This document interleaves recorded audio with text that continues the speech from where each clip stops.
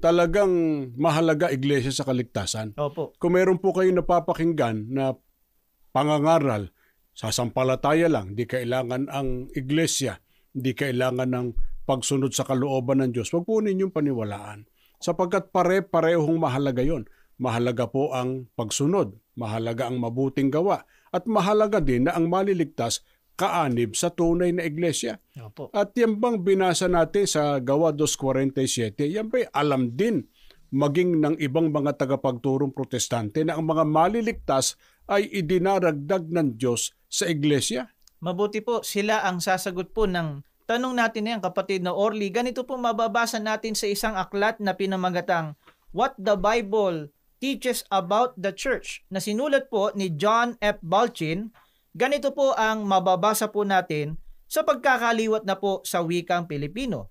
Lumilitaw batay sa aklat ng mga gawa na sa simula noong Pentecostes, ang mga lalaki at mga babae ay idinagdag sa samahang Kristiyano. Sa sandaling sila ay sumampalataya at mabautismuhan. Sa katotohanan ay sa araw ding yaon, ayon sa Gawa 2:41, ito ay makatwiran na upang maging kay Kristo ay dapat na nasa katawan. Ang pagbabalik loob sa Diyos, ang pagpasok kay Kristo, ay katumbas kung gayon ng pag-anib sa iglesia. Nangangahulugan na, ayon sa wastong pamantayan, walang mga Kristiyano na hindi binautismuhan at kaanib sa iglesia. Walang mga kaanib sa iglesia na hindi napagbalik loob at nabautismuhan.